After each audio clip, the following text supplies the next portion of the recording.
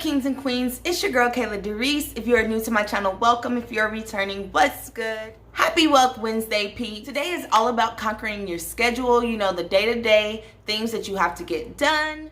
If you're anything like me, you tend to have a lot of things that you have to do pretty much all the time, and it can kind of get a little bit overwhelming. So it's pretty much necessary that your schedule kind of flows in a particular way so that you don't get stressed. If learning how to conquer your schedule like a pro interests you, keep watching.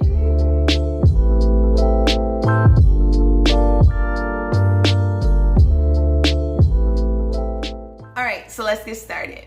Alright, so a few tips for scheduling like a pro is to make to-do lists. I know that to-do lists do not work for everyone, but like I mentioned in other videos, it works for me. If to-do list is not something that has worked for you previously, maybe you skip this portion, but it works for me. Things that you should keep in mind when you make to-do lists, however, is the urgency behind each task. Is it actually important? Maybe it is, maybe it's not. Is it urgent? Maybe there is a deadline. Maybe there is a time that you have to have this done in. Maybe it's not urgent at all, but it is still important. Or maybe it's neither. Maybe it's not necessarily important or urgent. It's just something that you want to do. And it can go at the bottom of your to-do list. There's a lot of things that can go into how you kind of frame your to-do list. But that's up to each individual, yeah? So to-do list is my first tip, but it's not necessarily the top tip when it comes to scheduling your life like a pro, okay? My next tip is to have a planner. I know that not everybody likes to carry a planner. I know pretty much all phones, if you have a smartphone, you have a calendar in your phone, you can use your calendar on your phone as a planner. I use mine. However, I still like to have an actual hard copy planner. So I may actually insert a clip of what my planner looks like, and I will grab it because we have it here. So here's my planner right here. Although, you know, 2020 kind of just went to you know what. So a lot of the things that was in this planner just did not happen, or it did not happen at the time it was supposed to happen, which is okay. But even though I use my phone as a planner, or I'll keep stuff in my laptop or my tablet, I still like to have an actual hard copy, just because I like to actually write things out. And I suggest for planning, everyone has an actual hard copy, because it's something about seeing, for me, seeing things in writing that kind of helps me to get things done. I don't know what it is. If I see something and it's just like digital, the motivation is not always necessarily there. If I see something that I've like handwritten that I have to do, then I'm like on it more. Comment below if you do that. Comment below if you write out to-do lists and you tend to get things done a little bit more or quicker if you do it like that versus having a to-do list in your phone. I don't know if I'm the only one or if that even makes sense, but I just tend to work a little bit quicker that way, or a little more efficiently that way. I don't know. Maybe it's just me. Comment below. My next tip for scheduling like a pro would be to set reminders.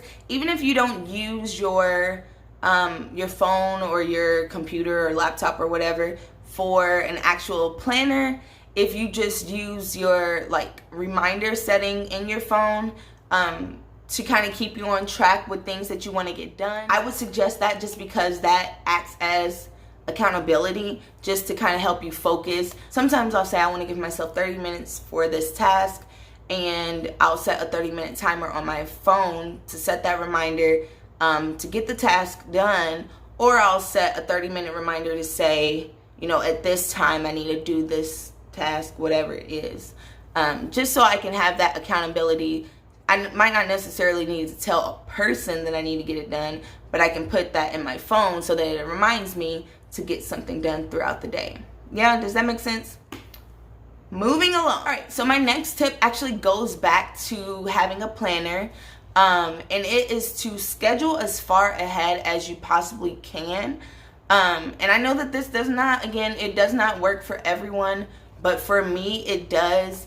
And in situations like now, you know, when the world is just kind of all up, tossed and turned and, you know, doing whatever it wants to do, things can happen and plans change, and it's very hard to, you know, deal with that pretty much. But scheduling ahead really does help. I prefer to schedule at least a month in advance if possible, just because I like to know, you know, what days I have free so that I can have my actual off days, my rest days, my just chill at home, not have anything to do. Again, this is like pre-COVID, obviously, because after all that started, then everybody is at home, you know. But before that, I would like to actually see what days I have to be off so that I can plan accordingly. If you're a person that does not like to schedule weeks in advance, I would not suggest you to start now trying to do a whole month, because that can get a little bit overwhelming, and it can almost seem like too much. But for me personally, scheduling at least, you know, 3 to 4 weeks in advance helps me to stay on track. I'm actually way more productive because I can look ahead and see what I need to get done and by which date I need to have things done. So just kind of tap into yourself and see what type of person you are, how you work, how you're productive, and how you push out whatever you're supposed to get done. I think it's really all about the individual at the end of the day. Yeah. All right, guys. So my final tip is probably like the best one. My final tip is to not schedule your life away. And I am preaching to myself, because that is something that I tend to do subconsciously and I don't even realize it. And it's not healthy, it's not good, and it's something that I'm trying to get better at. But even though I try and like schedule, you know, a month or a couple months in advance, it doesn't necessarily mean that you have to schedule something for every single day, because at that point you start to feel exhausted, you get drained. I am a person that likes to stay busy, and I like to have, you know, my schedule down to a science pretty much. But you do not have to schedule so much of your time doing things that you don't have time to just relax. Yeah. And that is something that I've had to learn from experience and learn the hard way. So I'm not recommending that to anybody, because it is not fun when you get so drained mentally, spiritually, physically, emotionally, and you just don't know how to cope with that, I guess, and you don't have time to, because you've scheduled yourself to do so many things. Part of scheduling like a pro is to really make sure that you schedule those active rest days, honestly.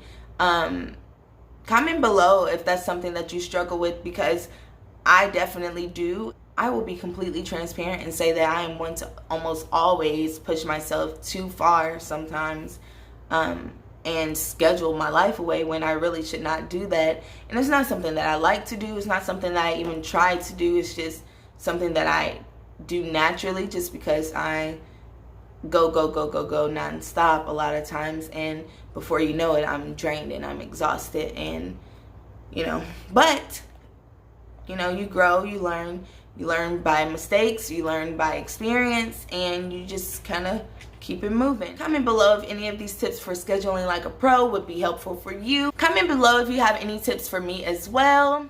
Please do me a huge favor and give this video a big thumbs up. That will help me out a lot. If you have not done so, please hit the subscribe button down below. Also tap the notification bell so that you don't miss any weekly uploads.